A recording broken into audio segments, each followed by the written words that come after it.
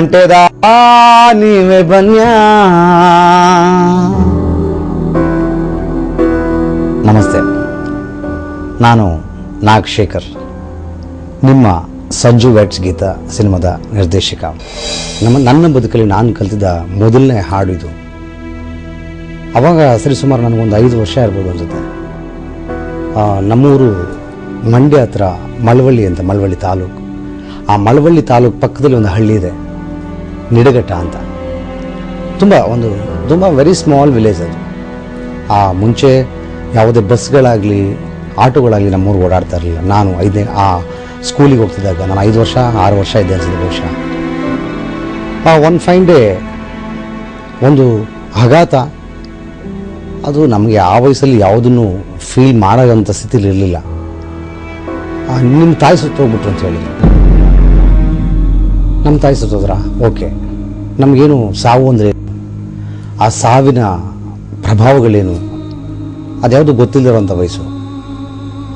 ಸರಿ, ಓಕೆ, ತಾಯಿ ಸತ್ತಿದ್ದಾರೆ, ಇಡೀ ಊರವರೆಲ್ಲ ಬಂದಿದ್ದಾರೆ. ನಮ್ಮ ತಾಯಿಗೆ ನಾನೇ ಮೊದಲನೇ ಮಗ. ಎಲ್ಲರೂ ಬಂದು ನಾನು ಕಾಸು ಕೊಡ್ತಾಯಿದ್ರು, ಅಳ್ಬೇಡ ಅಂತ. ನಂಗೆ ಯಾಕೆ ಅಳಬೇಕು ಅನ್ನೋ ಪ್ರಜ್ಞೆ ಇರಲಿಲ್ಲ. ಬಟ್ ಅವಳಿಗಿಂತ ಹೆಚ್ಚಾಗಿ ನಂಗೆ ಖುಷಿ ಆಗ್ತಿತ್ತು, ಸಂತೋಷ ಆಗ್ತಿತ್ತು, ನಗು ಬರ್ತಿತ್ತು. ಬಿಕಾಸ್ ಎಲ್ಲರೂ ನಂಗೆ ದುಡ್ಡು ಕೊಡ್ತಾ ಇದ್ದಾರೆ ಅಂತ.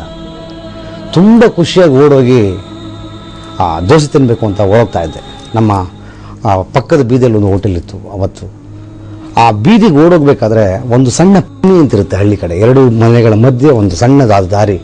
ಆ ದಾರಿ ತುಂಬ ಡಾರ್ಕ್ ಆಗಿತ್ತು. ಅದನ್ನು ಪಾಸ್ ಮಾಡಿದ್ರೆ ಹೋಟೆಲ್ ಸಿಗೋದು. ಅಲ್ಲಿ ಓಡೋಗ್ತಾ ಇದ್ದೆ ಆ ಸಂದಿಯಲ್ಲಿ ಓಡೋಗ್ಬೇಕಾದ್ರೆ ನಂಗೆ ಗೊತ್ತಿಲ್ಲ, ನಾಯಿ ಒಂದು ಕೆಳಗಡೆ ಮಲಗಿದೆ, ಅದ್ರ ಬಾಲ ತುಳಿದ್ಬಿಟ್ಟಿದೆ ಅನ್ಸುತ್ತೆ, ಕಚ್ಚಿಬಿಡ್ತು. ಒಂದು ಕಡೆ ಈ ಕಡೆ ತಾಯಿ ಸಾವು, ಇನ್ನೊಂದು ಕಡೆ ನನಗೆ ನಾಯಿ ಕಚ್ಚಿದೆ. ಇಡೀ ಮನೆಯವರು ಪಟ್ಟ ಪರದಾಟ ನನಗಿನ್ನೂ ಔಟ್ ಆಫ್ ಫೋಕಸಲ್ಲಿ ಮಂಜಾಗಿ ಇವತ್ತಿಗೂ ನನಗೆ ಕಾಣಿಸುತ್ತೆ. ಸ್ವಲ್ಪ ದಿನ ಆದಮೇಲೆ ಅಪ್ಪ ಇನ್ನೊಂದು ಮದುವೆ ಮಾಡಿಕೊಂಡ್ರು. ಬಿಕಾಸ್ ಅವರಿಗೂ ಅವಾಗ ಚಿಕ್ಕ ವಯಸ್ಸು. ಅವ್ರ ಮೇಲೆ ನನಗೆ ಇವತ್ತಿನವರೆಗೂ ಕೋಪ ಆಯಿತು. ಅಂದರೆ ನನಗೆ ಬುದ್ಧಿ ಬರೋವರೆಗೂ ನಮ್ಮಪ್ಪ ಇನ್ನೊಂದು ಮದುವೆ ಮಾಡ್ಕೊಂಡ್ಬಿಟ್ರು, ನಮಗೋಸ್ಕರ ಬದುಕಲಿಲ್ಲ, ನಮ್ಮನ್ನು ತುಂಬ ಕೇರ್ ಮಾಡಲಿಲ್ಲ ಅನ್ನೋ ಒಂದು ಚಿಕ್ಕ ಬೇಜಾರಿತ್ತು. ಆಮೇಲೆ ನನಗೆ ಬೆಳೀತಾ ಬುದ್ಧಿ ಬಂತ ನನಗನ್ನಿಸ್ತು, ಬಹುಶಃ ಅದರ ಅವಶ್ಯಕತೆ ಅವ್ರಿಗಿತ್ತೇನೋ ಅಂತ. ಬುದ್ಧಿ ಬಂದಮೇಲೆ ನಾನು ಅವ್ರನ್ನ ಅಂದರೆ ಕ್ಷಮಿಸೋಕ್ಕೆ ಶುರು ಮಾಡಿದೆ. ಅದಾದಮೇಲೆ ಆ ಡ್ರೈವ್, ಆ ತಾಯಿ ಇಲ್ಲದಿರೋ ಸ್ಥಿತಿ, ನಮ್ಮೂರಲ್ಲಿ ನಮಗೆ ತುಂಬ ಬಡತನ ಇತ್ತು ಅವಾಗ. ಬಡತನ ಅಂದರೆ ಒಂದು ಲೆಕ್ಕದಲ್ಲಿ ಅದು ನಮಗೆ ಊಟಕ್ಕೆ ಇಲ್ಲದಿರುವಂಥ ಹಸುವು, ಅಥವಾ ಊಟ ಇದ್ದು ನಮಗೆ ತಿನ್ನೋಕ್ಕಾಗದಿರೋ ಒಂದು ಸ್ಥಿತಿನೋ, ಅದು ಇವತ್ತಿಗೂ ನನಗೆ ಅರ್ಥ ಆಗ್ತಿಲ್ಲ. ಬಟ್ ನಮಗೆ ಅಲ್ಪ ಸ್ವಲ್ಪ ಜಮೀನಿತ್ತು, ಆದರೆ ನಮ್ಮಪ್ಪ ಮಾಡಿದ ಸಾಲಗಳು, ಜೊತೆಗೆ ನಮ್ಮ ಚಿಕ್ಕಪ್ಪಂದಿರಿದ್ರು. ನಮ್ಮ ಚಿಕ್ಕಪ್ಪ ಒಬ್ಬರು ಪೊಲೀಸ್ ಕಾನ್ಸ್ಟೇಬಲ್ ಆಗಿದ್ರು, ಇನ್ನೊಬ್ಬ KEB ಲೈನ್ಮನ್ ಆಗಿದ್ರು, ಇನ್ನೊಬ್ಬ ಚಿಕ್ಕಪ್ಪ ಊರಲ್ಲಿ ಕೆಲಸ ಮಾಡ್ತಿದ್ರು. ಬಟ್ ಎಲ್ಲರೂ ಎಷ್ಟೇ ಕಷ್ಟಪಟ್ಟರು ನಮ್ಮ ತಂದೆಗೆ ಇದನ್ನು 4 ಜನ ತಂಗಿಯ ಮದುವೆ ಮಾಡೋದ್ರಲ್ಲಿ ತುಂಬ ಸಾಲಗಳು ಮಾಡ್ಕೊಂಡ್ಬಿಟ್ಟಿದ್ರು. ಬೆಳೆದಿದ್ದೆಲ್ಲವೂ ನಾವು ಬೇರೆಯವ್ರಿಗೆ ಮಾರಬೇಕಾಗಿತ್ತು ಸಾಲ ತೀರಿಸೋದಕ್ಕೆ. ಸ್ವಲ್ಪ ದಿನ ಆದಮೇಲೆ ನಮ್ಮ ಚಿಕ್ಕಪ್ಪ, ನಮ್ಮ ತಂದೆ ಕೊನೆಯ ತಮ್ಮ, ಅವರು ಬೆಂಗಳೂರಲ್ಲಿ ಪೊಲೀಸ್ ಕಾನ್ಸ್ಟೇಬಲ್ ಆಗಿದ್ರು. ಅವರಿಗೆ ಮದುವೆ ಆಯಿತು. ನಮ್ಮ ಅಮ್ಮ ಅವರು ಮದುವೆ ಆಗಿ ಊರಿಗೆ ಅಂತ ನಮ್ಮ ಹಳ್ಳಿ ಕಡೆ ಒಂದು ಸಂಪ್ರದಾಯ ಇತ್ತು. ಮದುವೆ ಆದಮೇಲೆ ಊರಲ್ಲಿ ಬಂದು ಒಂದು 10 ದಿನ 15 ದಿನ ಇರುವಂಥದ್ದು. ಆವಾಗ ನಮ್ಮಮ್ಮ ಊರಿಗೆ ಬಂದು ನಾನು ಯಾವಾಗಲೂ ಬಾಗಿಲ ಹತ್ರ ಅಲ್ಟ ನಿಂತಿರ್ತಿದ್ದೆ. ನಮ್ಮ ಚಿಕ್ಕಪ್ಪನ ಕೇಳಿದ್ರೆ, ಯಾರ ಹುಡುಗ ಯಾಕೆ ಹಂಗೆ ಬಂದು ಅಲ್ಟ ನಿಂತಿರ್ತಾನೆ ಯಾವಾಗಲೂ ಅಂತ. ನನಗೆ ಇವತ್ತಿಗೂ ಚೆನ್ನಾಗಿ ಔಟ್ ಆಫ್ ಫೋಕಸಲ್ಲೇ ನೆನಪಿದೆ. ಅಲ್ಟ ನಿಂತಿದ್ದೆ. ಅವ್ರು ನಮ್ಮ ಚಿಕ್ಕಪ್ಪ ಹೇಳಿದ್ದಾರೆ, ನಮ್ಮ ಅಣ್ಣನ ಮಗ ಹಿಂಗೆ, ಅವರಿಗೆ ತಾಯಿ ಇಲ್ಲ, ಹಂಗೆ ಏನು ಸ್ವಲ್ಪ ಸರಿಯಾಗಿ ನೋಡ್ಕೊಳ್ಳಲ್ಲ ಮನೇಲಿ ಅಂತ. ನಮ್ಮ ಅಜ್ಜಿ ತುಂಬ ಚೆನ್ನಾಗಿ ನೋಡ್ಕೊತಿರೋ, ಅದನ್ನು ಬಿಟ್ಟು ಕೂಡ. ನಮ್ಮಮ್ಮ ಒಂದಿನ ನಾನು ನೋಡ್ಬಿಟ್ಟು ನಾನು ಅಲ್ಟ ನಿಂತಿದ್ದೆ, ಕರೆದ್ರು ಬಾ ಅಂತ. ನಾನು ಹೋದೆ. ಹೊಸ ಮದುವೆ ಗಂಡು ಹೆಣ್ಣು ಬಂದಿದ್ದಾರೆ ಅಂತ ಸ್ವಲ್ಪ ವಿಶಿಷ್ಟವಾಗಿ ಅವ್ರಿಗೆ ಅಡುಗೆ ಮಾಡಿ ಅವರಿಗೆಲ್ಲ ಊಟ ಮಾಡಾದ್ಮೇಲೆ ನಮಗೆ ಕೊನೆಯಲ್ಲಿ ಕರೆದು ಹಾಕುವಂಥ ಒಂದು ಸಂಪ್ರದಾಯ ಇತ್ತು. ನಮ್ಮಮ್ಮ ಅವರಿಗೆ ಹಾಕಿದ್ದೆಲ್ಲ ಊಟವನ್ನು ನನಗೆ ಕೊಟ್ಟು ಒಂದು ಬಾಗಿಲು ಮರೆಯಲ್ಲಿ ಯಾರೂ ನೋಡಬಾರ್ದು ಅಂತ ಒಂದು ಹಳ್ಳಿ ಒಂದು ಬಾಗಿಲಿತ್ತು, ಆ ಬಾಗಿಲು ಹಿಂದೆ ಕೂರಿಸಿ ಊಟ ಮಾಡೋಂದ್ರು. ನಂಗೆ ತುಂಬ ಖುಷಿ ಆಯ್ತು ಅವತ್ತು. ಅದು ಎಷ್ಟು ಖುಷಿ ಅಂದರೆ ಇವತ್ತಿಗೂ ಆ ಖುಷಿ ನನಗೆ ನನ್ನ ಮನಸ್ಸಲ್ಲಿ ತುಂಬ ಚೆನ್ನಾಗಿ ಅದನ್ನು ಮಾರ್ಕ್ ಆಗಿದೆ. ತುಂಬ ಖುಷಿ ಆಯಿತು. ಅಂದರೆ ಅವತ್ತು ಕುಣಿದಾಡ್ಬಿಟ್ಟೆ. ಆಮೇಲೆ ಪ್ರತಿದಿನ ಆ ಕರೆಯೋರು ನನಗೆ ಊಟ ಹಾಕೋರು ಕಳಿಸೋರು, ಕಳಿಸೋರು ತುಂಬ ಖುಷಿ ಆಗೋದು ನನಗೆ. ಅವ್ರ ಜೊತೆ ಆ 15 ದಿನದಲ್ಲಿ ಒಂದು ದೊಡ್ಡ ಅಟ್ಯಾಚ್ಮೆಂಟ್ ಬೆಳ್ಕೊಂಡ್ಬಿಟ್ಟಿತ್ತು. ನಾನು ಇವತ್ತು ಅವ್ರು ನಮ್ಮ ಚಿಕ್ಕಮ್ಮ, ಆ್ಯಕ್ಚುಲಿ ನಮ್ಮ ತಂದೆ ತಮ್ಮನ ಹೆಂಡತಿ. ಬಹುಶಃ ನಮ್ಮ ಚಿಕ್ಕಪ್ಪನಿಗೆ ಅವ್ರ ಮದುವೆ ಆಗದೆ ಹೋಗಿದ್ರೆ ಈ ಜನ್ಮದಲ್ಲಿ ಅವರಿಗೂ ನನಗೂ ಸಂಬಂಧನೇ ಇರ್ತಿರ್ಲಿಲ್ಲ. ಅವತ್ತಿಂದ ನಾನು ಅಮ್ಮ ಅಂತಿದ್ದೆ ಅವರನ್ನು. 15 ದಿನ ಬಿಟ್ಟು ಅವ್ರು ಹೊರಟ್ಬಿಟ್ರು. ಅವ್ರು ಹೊರಟ್ರೆ ನಮ್ಮ ಊರಿಂದ ಮಳವಳ್ಳಿಗೆ ಹೋಗಬೇಕು ಅಂದರೆ ಅಟ್ಲೀಸ್ಟ್ 1 ಕಿಲೋಮೀಟರ್ ಆಗೋದು. ಅವ್ರ ಗಾಡೀಲಿ ಹೋಗ್ತಾ ಇದ್ರೆ ಹಿಂದ್ಗಡೆ ಹತ್ಕೊಂಡು ಅಲ್ಟಾ ಹೋಗ್ತಿದ್ದೆ. ಎಲ್ಲರೂ ಹೋಗು ಮನೆಗೆ ಹೋಗು ಅಂತ ಓಡಿಸ್ತಾ ಇದ್ರು. ಬಟ್ ನಾನು ಇನ್ನೊಂದು ಕಾಲ್ದಾರ ಇಟ್ಕೊಂಡು ಹೋಗಿ ಮಳವಳ್ಳಿ ಬಸ್ ಸ್ಟಾಪಲ್ಲಿ ನಿಂತಿದ್ದೆ. ನಮ್ಮಮ್ಮ ಲಾಸ್ಟ್ ಮಿನಿಟ್ ಬಸ್ ಏನೋ ಹೊರಡೋದು. ನಮ್ಮ ಚಿಕ್ಕಪ್ಪ ಇಲ್ಲಿ ತೊಂದರೆ ಏನಿಲ್ಲ, ನೋಡ್ಕೋತಾರೆ, ಪರವಾಗಿಲ್ಲ ಅಂತ ಹೇಳಿದ್ರು ಇಲ್ಲ ನಾನು ಕರ್ಕೋತೀನಿ ಅಂತ ಅಂದ್ಬಿಟ್ಟು ನನ್ನನ್ನು ಬಸ್ ಕತ್ಸ್ಕೊಂಡು ಬೆಂಗಳೂರು ಕರ್ಕೊಬಂದರು. ಬೆಂಗಳೂರು ಕರ್ಕೊಬಂದು ನನಗೆ ಹೊಸ ಬಟ್ಟೆ ಕೊಡಿಸಿದ್ರು. 1 ತಿಂಗಳಿದ್ದೆ. 1 ತಿಂಗಳಲ್ಲಿ ನನ್ನನ್ನು ಎಷ್ಟು ಖುಷಿಯಾಗಿ ನೋಡಿಕೊಂಡ್ರು ಅಂದರೆ ನನಗೆ ಈ ಜಗತ್ತಿನ ಎಲ್ಲ ಸಮಸ್ಯೆಗಳನ್ನು ಮರೆತು ನಾನು ಎಂಜಾಯ್ ಮಾಡ್ತಿದ್ದೆ. ಬೆಂಗಳೂರು ಬೇರೆ ಫಸ್ಟ್ ಟೈಮ್ ಗುರಿ ಅಂತ ಒಂದು ಸಿನಿಮಾ ಬಂದಿತ್ತು ಅಣ್ಣವ್ರದ್ದು. ಅದನ್ನೇ ನಾನು ಬ್ಯಾಂಗ್ಳೂರು ಥಿಯೇಟ್ರಲ್ಲಿ ನೋಡಿದ್ದು. ಥಿಯೇಟ್ರ್ ಕರ್ಕೊಂಡೋದ್ರು, ಸಿನಿಮಾ ತೋರಿಸಿದ್ರು, ಊಟ ಹಾಕಿದ್ರು, ಎಲ್ಲ ಆದಮೇಲೆ ಹೇಳಿದ್ರು ಇಲ್ಲ ನೀನು ಚೆನ್ನಾಗಿ ಓದು, ನೀನು ಚೆನ್ನಾಗಿ ಓದಿದ್ರೆ ನೀನು SLC ಚೆನ್ನಾಗಿ ಪಾಸ್ ಮಾಡಿದ್ರೆ ಫಸ್ಟ್ ಕ್ಲಾಸಲ್ಲಿ ನಿನ್ನ ಕರ್ಕೊಬಂದು ನಾವು ಬೆಂಗಳೂರು ಸೇರಿಸ್ಕೊಂಡು ಕಾಲೇಜ್ ಸೇರಿಸ್ತೀನಿ ಅಂತ. ಒಂದು ಸೈಕಲ್ ತಂದು ಕೊಟ್ಟರು. ನಾನು ಇಡೀ SLCನ ಕಣ್ಣಿಗೆ ನೀರು ಬಿಟ್ಟು ಎಣ್ಣೆ ಬಿಟ್ಕೊಂಡು ಓದಿದ್ದೀನಿ. ಓದಿ SLC ಫಸ್ಟ್ ಕ್ಲಾಸಲ್ಲಿ ಮುಗಿಸಿದೆ. ಆವಾಗ ನಮ್ಮಮ್ಮ ತುಂಬ ಖುಷಿಪಟ್ಟು ಕರ್ಕೊಂಡು ಬೆಂಗಳೂರಲ್ಲಿ KLE ಕಾಲೇಜಿಗೆ ಸೇರಿಸಿದ್ರು. KLE ಕಾಲೇಜ್ ಅಂದರೆ ಅವತ್ತಿಗೆ ಒಂದು ಅಂಥ ಒಳ್ಳೆ ಇಮೇಜ್ ಇರೋಂಥ ಒಂದು ಕಾಲೇಜು. ಸೀಟ್ ಸಿಕ್ತು. PUC ಕೂಡ ಓದಿ ಮುಗಿಸ್ದೆ ಫಸ್ಟ್ ಕ್ಲಾಸಲ್ಲಿ. ಆಮೇಲೆ ನಮ್ಮಮ್ಮಂಗೆ ಹೇಳಿದೆ, ಅಮ್ಮ ನನಗೆ ತುಂಬ ಆಸೆ ಇದೆ, ನಾನು ಇಂಜಿನಿಯರಿಂಗ್ ಮಾಡಬೇಕು, ಮೆಡಿಸಿನ್ ಮಾಡಬೇಕು ಅಂತ. ನಮ್ಮಪ್ಪ ಕೂರ್ಸ್ಕೊಂಡು ಹೇಳಿದ್ರು, ನಮ್ಮಪ್ಪ ಕಾನ್ಸ್ಟೇಬಲು, ಬಟ್ ಅವರು ಕಲಿಸಿದ ಪಾಠಗಳು ನನಗೆ ಅದೆಷ್ಟೋ ನಿಜವಾಗ್ಲೂ ಇವತ್ತು ನಾವೇನೇನು ಮಾಡಿದ್ರು, ನಾನು ಏನೇ ಅಂದ್ಕೊಂಡಿದ್ರು ನನ್ನ ಬದುಕು ನಾನು ಹೇಳ್ತೀನಿ, ತುಂಬ ಹೇಳೋದಿದೆ.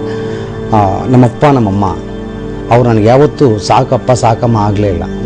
ಒಂದೊಂದು ಸರಿ ಅನಿಸೋದು ನನಗೆ ನಮ್ಮಮ್ಮ ಪ್ರೀತಿಸೋದು ನೋಡಿದ್ರೆ ತುಂಬ ಒಳ್ಳೇದಾಯ್ತು, ನಮ್ಮನ್ನ ಹೆತ್ತ ತಾಯಿ ಸತ್ತೋಗಿದ್ದು ಅಂತ. ಅವ್ರು ಅಕಸ್ಮಾತ್ ಬದುಕಿದ್ರೆ ನನಗೆ ಇವ್ರು ಸಿಗ್ತಿರ್ಲಿಲ್ವಲ್ಲ, ಅವ್ರು ಸತ್ತಿದ್ದೇ ಒಳ್ಳೇದಾಯ್ತು ಅಂತ ಎಷ್ಟು ಸರಿ ಖುಷಿಪಟ್ಟಿದ್ದೀನಿ, ಸಂತೋಷಪಟ್ಟಿದ್ದೀನಿ. ನಮ್ಮಪ್ಪ ಕರೆದು ಹೇಳೋದು, ನಾನೊಬ್ಬ ಹಾನೆಸ್ಟ್ ಕಾನ್ಸ್ಟೇಬಲ್, ನಾನು ಯಾವತ್ತೂ ನನ್ನ ಮಕ್ಕಳಿಗೆ ಒಂದು ತೂತು ಅನ್ನ ಕೂಡ ಲಂಚ ತಂದು ಸಾಕಲ್ಲ. ನಾನು ಕಷ್ಟಪಟ್ಟು ನನ್ನ ಸಂಬಳದಲ್ಲಿ ಅಷ್ಟೊತ್ತಿಗಾಗಲಿ ನನಗೆ ನಮ್ಮಮ್ಮನಿಗೆ 3 ಮಕ್ಕಳಾಗಿದ್ರು, 2 ಗಂಡು 1 ಹೆಣ್ಣು. ಅವರಿಗೂ ಕೂಡ ನಮ್ಮಮ್ಮ ಹುಟ್ಟತಾನೆ ಫೀಡ್ ಮಾಡಿದರು, ಇವರೇ ನಿಮ್ಮ ಅಣ್ಣ. ಇವತ್ತಿಗೂ ಬಹುಶಃ ನಾನು ಹಿಂಗೆ ಹೇಳ್ತಾ ಇರೋದು ನನ್ನ ತಮ್ಮ ತಂಗಿ ಎಲ್ರಿಗೂ ಹರ್ಟ್ ಆಗುತ್ತೆ. ಅವ್ರು ಯಾವತ್ತೂ ನಾನು ಬೇರೆ ಅಂತ ಅಂದ್ಕೊಂಡಿಲ್ಲ. ಅವ್ರ ಇಡೀ ಬದುಕಿಗೆ ನನ್ನ ಬಗ್ಗೆ ತುಂಬ ಗೌರವ ಇದೆ. ಆಮೇಲೆ ನಾನು ಏನು ಹೇಳ್ತೀನಿ ಹಾಗೆ ನನ್ನ ತಮ್ಮಂದ್ರಾಗಲಿ ನನ್ನ ತಂಗಿ ಆಗಲಿ ನಡ್ಕೊಳ್ಳೋದು. ಸೊ ಇಡೀ ಮನೆಯಲ್ಲಿ ಇವತ್ತಿಗೂ ಕೂಡ ಏನೇ ಬಂದರು ಅದು ಫಸ್ಟ್ ಡಿಸೈಡ್ ಮಾಡೋದು ನಾನೇ. ಸೊ ಹಾಗಾಗಿ ಅವತ್ತಿನ ಕಾಲದಲ್ಲಿ ಅವ್ರಿಗೂ 3 ಜನ ಮಕ್ಕಳಿದ್ರು. ಬಟ್ ನಮ್ಮಮ್ಮ ಎಲ್ರಿಗೂ ದೊಡ್ಡ ಮಗನೇ ನಾನು ಅಂತ ಸಾಕಿದ್ರು. ಸೊ ಇಂಜಿನಿಯರಿಂಗ್ ಮಾಡ್ತೀನಿ, ಮೆಡಿಸಿನ್ ಮಾಡ್ತೀನಿ ಅಂತಂದೆ. ಮೆಡಿಸಿನ್ ಅಲ್ಲೋಗಿ ಫೀಸ್ಗಳೆಲ್ಲ ಕೇಳ್ಕೊಬಂದೆ. ನಾನು ತುಂಬ ಬಡತನ. ನಮ್ಮ ಅಪ್ಪನಿಗೆ ಅವತ್ತು ಬಹುಶಃ ಒಂದು 2,500 ರೂಪಾಯಿ ಸಂಬಳ ಬರೋದು ಅನ್ಸುತ್ತೆ. ಆ ಸಂಬಳದಲ್ಲಿ ನಮ್ಮ 4 ಜನನೂ ಸಾಕಿ ಇಲ್ಲಿ ಸಂಸಾರವನ್ನು ನೋಡಿಕೊಂಡು ಊರಲ್ಲಿ ತುಂಬ ಬಡತನ, ಅವಾಗಲೂ ಬಡತನ ಇತ್ತು. ಊರನ್ನು ಅವರೇ ನೋಡ್ಕೊಳ್ಳೋರು, ತುಂಬ ಕಷ್ಟ ಆಗ್ತಿತ್ತು. ಸೊ ಮೆಡಿಸಿನ್ ಬೇಡ ಓದೋದು ಅಂತ ಡಿಸೈಡ್ ನಾನೇ ಮಾಡ್ಕೊಂಡೆ. ಬಿಕಾಸ್ ಅದರ ಪ್ರೈಸ್ನ ನಾನು ಬೇರ್ ಮಾಡೋಕ್ಕಾಗ್ತಾ ಇರಲಿಲ್ಲ. ಕೊನೆಗೆ ನಮ್ಮಮ್ಮ ಹೇಳಿದ್ರು, ಇಲ್ಲೇ ಏನೋ BA BSc ಮಾಡಿಕೊಂಡು ಹೆಂಗೋ ಓದಿ ಮುಗಿಸ್ಬೋದು ಅಂತ. ಬಟ್ ಬದುಕಲ್ಲಿ ನನಗೆಲ್ಲೋ ಒಂದು ಕಡೆ ಒಂದು ಚಾಲೆಂಜ್ ಇತ್ತು. ನಮ್ಮ ಊರಲ್ಲಿ ಒಬ್ಬರು ಅವರು ನಮ್ಮ ರಿಲೇಟಿವೇ, ಅವರ ಇಂಜಿನಿಯರ್ ಆಗಿ PWDಲಿ ಕೆಲಸ ಮಾಡ್ತಾಯಿದ್ರು. ಅವರಿಗೆ ಅವತ್ತು ಊರಲ್ಲಿ ತುಂಬ ರೆಸ್ಪೆಕ್ಟ್ ಇತ್ತು. Everybody use to respect him. ಅವತ್ತೇ ನಾನು ಅಂದ್ಕೊಂಡಿದ್ದಿಲ್ಲ ನಾನು ಚೆನ್ನಾಗಿ ಓದ್ತೀನಿ, ನಾನು ಇಂಜಿನಿಯರ್ ಆಗ್ತೀನಿ ಅಂತ. ಬಟ್ ಅದನ್ನು ಮೀರಿದ ಕನಸನ್ನು ಇಟ್ಕೊಂಡಿತ್ತು ನಾನು ಡಾಕ್ಟರ್ ಆಗಬೇಕು ಅಂತ. ಅದಾಗಲಿಲ್ಲ. ಕೊನೆಗೆ ನಮ್ಮ ಅಮ್ಮನ ಕೇಳಿದೆ, ಅಮ್ಮ ಈ BA BSc ಎಲ್ಲ ನನಗೆ ಇಷ್ಟ ಇಲ್ಲ, ನಾನು ಇಂಜಿನಿಯರಿಂಗ್ ಮಾಡ್ತೀನಿ ಅಂತ. ಅವತ್ತು ಮಂಡ್ಯ ಇಂಜಿನಿಯರಿಂಗ್ ಕಾಲೇಜಲ್ಲಿ ಸೀಟ್ ಸಿಕ್ಕಿತ್ತು ನನಗೆ. ಬಿಕಾಸ್ ಮುಂಚೆ RVCಲಿ ಸಿಕ್ಕಿತ್ತು. ನಾನು ಮೆಡಿಸಿನ್ ಮಾಡೋ ಆಸೆಗೆ ಆ ಸೀಟ್ನ ಬಿಟ್ಟಿದ್ದೆ. ಮತ್ತೆ ಹೋಗಿ ಅಲ್ಲಿ CT ಸೆಲ್ಲಲ್ಲಿ ನಾನು ಆಫೀಸರ್ನ ಕೇಳಿದಾಗ ನಾನು ಮಾರ್ಕ್ಸೆಲ್ಲ ನೋಡಿ, ಓಕೆ ಮಂಡ್ಯಲ್ಲಿ ಒಂದು ಕಡೆ ಇಂಜಿನಿಯರಿಂಗ್ ಸೀಟ್ ಖಾಲಿ ಇದೆ, ಅಲ್ಲೋಗಿ ಓದ್ತೀಯಾ ಅಂತಂದ್ರೆ, ಸರಿ ಓದ್ತೀನಿ ಸರ್ ಅಂತ ಅಲ್ಲಿ ಪರ್ಮಿಷನ್ ತೊಗೊಂಡು ಮನೆಗೆ ಬಂದು ಹೇಳಿದೆ, ಅಮ್ಮ ನಾನು ತೊಗೊಂಡಿದ್ದೀನಿ ಪರ್ಮಿಷನ್ನು CT ಸೆಲ್ಲಿಂದ, ನನಗೆ ಫೀಸ್ ಕಟ್ಟೋಕೆ ಕಾಸಬೇಕು ಅಂತ. ಬಟ್ ನಮ್ಮ ಮನೇಲಿ ಲಿಟ್ರಲ್ಲಾಗಿ ಅವತ್ತು ದುಡ್ಡು ಇರಲಿಲ್ಲ. ನಮ್ಮಮ್ಮನಿಗೆ ಬೇರೆ ವಿಧಿನೇ ಇರಲಿಲ್ಲ. ಕಿವಿಲಿದ್ದು 2 ಓಲೆ ಬಿಚ್ಕೊಡು. ಆ 2 ಓಲೆಗಳನ್ನ ತೊಗೊಂಡು ನಾನು ಮಂಡ್ಯಕ್ಕೆ ಹೋದೆ. ಅದನ್ನು ಮಾರಿದೆ. ನನಗೆ ಅವತ್ತು ಸಿಕ್ಕಿದ್ದು 400 ರೂಪಾಯಿ. ಆ 400 ರೂಪಾಯಲ್ಲಿ 350 ರೂಪಾಯಿ ಫೀಸ್ ಕಟ್ಟಿದೆ ಇಂಜಿನಿಯರಿಂಗ್ ಕಾಲೇಜಲ್ಲಿ, ಮಂಡ್ಯ ಇಂಜಿನಿಯರಿಂಗ್ ಕಾಲೇಜದ್ದು, Mandya PS engineering college. Fees ಕಟ್ಬಿಟ್ಟೆ. ಮೊದಲನೇ ದಿನ 50 ರೂಪಾಯಿ ಅಷ್ಟೇ ಜೇಬಲ್ಲಿದೆ. ಮುಂದೆ ಏನು ಮಾಡಬೇಕು ಅನ್ನೋ ಸೆನ್ಸೇ ಇಲ್ಲ. ಅಂದರೆ ನಾನು ರೂಮ್ ಮಾಡ್ಕೊಳ್ಳೋ ಸ್ಥಿತಿಲೂ ಇಲ್ಲ, ಮನೇಲಿ ಬಡತನ, ದುಡ್ಡಿಲ್ಲ. ಅಥವಾ ಇನ್ನೆಲ್ಲಾದರೂ ಉಳ್ಕೋತೀನಿ ಅಂದಕ್ಕೆ ನನಗೆ ಯಾರೂ ನೆಂಟರಿಲ್ಲ, ಅಲ್ಲಿ ಯಾರು ರಿಲೇಟಿವ್ಸ್ ಅಂತ ಇರಲಿಲ್ಲ ನನಗೆ. ಆಮೇಲೆ ಇನ್ಯಾರು ಫ್ರೆಂಡ್ಸೂ ಆಗಿರಲಿಲ್ಲ ಫಸ್ಟೇ. ನನಗೆ ಇವತ್ತು ನೆನಪಿದೆ, ಅಲ್ಲಿ ಮಂಡ್ಯದಲ್ಲಿ ಒಂದು ಚಾಮುಂಡೇಶ್ವರಿ ಟೆಂಪಲ್ ಇದೆ. ಆ ಚಾಮುಂಡೇಶ್ವರಿ ಟೆಂಪಲ್ ಮುಂದೆ ಮಲಗಿದ್ದೆ. ಕಂಟಿನ್ಯೂಸ್ 4 days ಊಟ ಇರಲಿಲ್ಲ ನನಗೆ. ಅಲ್ಲಿ ಮಂಡ್ಯದಲ್ಲಿ ಒಂದು ಪುನೀತ್ ರೆಸ್ಟೋರೆಂಟ್ ಅಂತ ಇದೆ, ಅದ್ರ ಮುಂದೆ ಕೂತ್ಕೊಂಡಿದ್ದೆ ಒಬ್ಬನೇ. ಅದ್ರ ಎದುರುಗಡೆ ಒಂದು ಮೆಡಿಕಲ್ ಸ್ಟೋರ್ ಇತ್ತು. ಆ ಮೆಡಿಕಲ್ ಸ್ಟೋರಲ್ಲಿ ಯಾರೋ ಹಿಂಗೆ ಬ್ರೆಡ್ ಇಟ್ಬಿಟ್ಟು ಪಕ್ಕದಲ್ಲಿ ಏನೋ ಮೆಡಿಸಿನ್ ತಗೋತಾ ಇದ್ದಾರೆ. ನನ್ನ ಮನಸ್ಸು ಆ ಬ್ರೆಡ್ ಕಡೆ ಎಳಿತಾ ಇತ್ತು. ಆ ಬ್ರೆಡ್ ಇದೆ, ಅಷ್ಟು ಹಸಿವು, ಕಿತ್ಕೊಂಡು ತಿನ್ಕೊಂಡ್ಬಿಡ, ಅಷ್ಟು ಆ ಬ್ರೆಡ್ನ ಎತ್ಕೊಂಡು ತಿನ್ಕೊಂಡ್ಬಿಡಲ್ಲ ಅಂತ ಕೂಡ ನನ್ನ ಮನಸ್ಸಲ್ಲಿ ಒಂದು ಆಲೋಚನೆ ಬಂತು. ಬಟ್ ಒಂದು ಅನಿಸಿತು, ಒಂದು ಗೊತ್ತಿತ್ತು, ನಮ್ಮಪ್ಪ ಯಾವಾಗಲೂ ಹೇಳೋರಲ್ಲ, ನೀತಿ ನಿಯತ್ತು ಶ್ರಮ ಶ್ರದ್ಧೆ ಮಾತ್ರ ಇಲ್ಲಿ ಬದುಕೋಕ್ಕೆ ಸಾಧ್ಯ ಅಂತ ಹೇಳೋರು.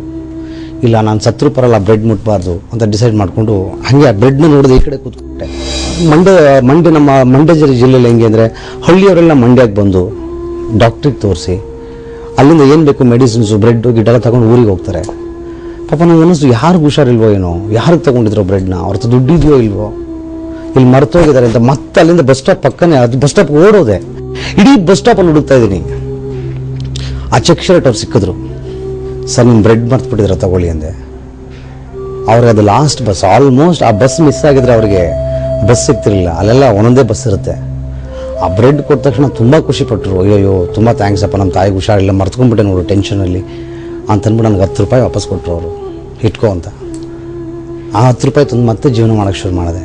ಅವಾಗ ಅನ್ನಿಸ್ತು, ಎಲ್ಲ ಕದ್ದು ಬದುಕೋದಕ್ಕಿಂತ ನಿಯತ್ತಾಗಿ ಹೇಳಿದ್ದೆ ನಮ್ಮ ಅಪ್ಪನ ಮಾತುಗಳು ನಿಜ, it will always pay back ಅಂತ.